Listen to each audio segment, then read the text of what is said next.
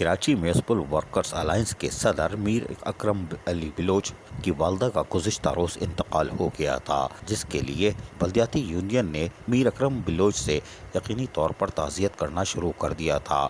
تاہم آج Karachi municipal worker trade union alliance کے صدر Zulfiqar Shah, general secretary Malik Nawaz, united worker union کے ملک اشرف پیوان، اسلم بزنجو، تیمور احمد، عباس احمد، اسلم خاص خیلی سمیت دیگر نے میر اکرم بلوچ کی رہائش گاہ پہنچ کر ان کی والدہ کے حوالے سے تعزیت کا اظہار کیا۔ اس موقع پر فاتح خوانی بھی کی گئی، جبکہ اس موقع پر کراچی میونسپل ورکر الائنس کے صدر میر اکرم بلوچ نے سید ذوالفقار شاہ، ملک نواز، اشرف پیوان سمیت دیگر کا آ کر تعزیت کرنے پر شکریہ ادا کیا۔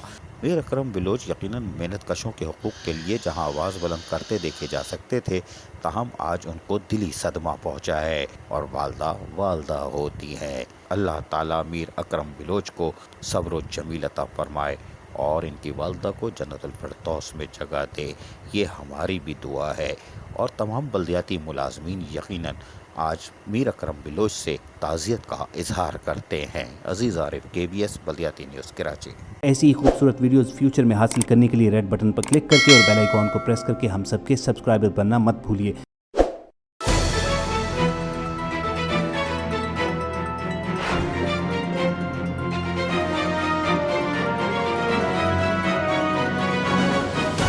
KBS بلدیاتی نیوز۔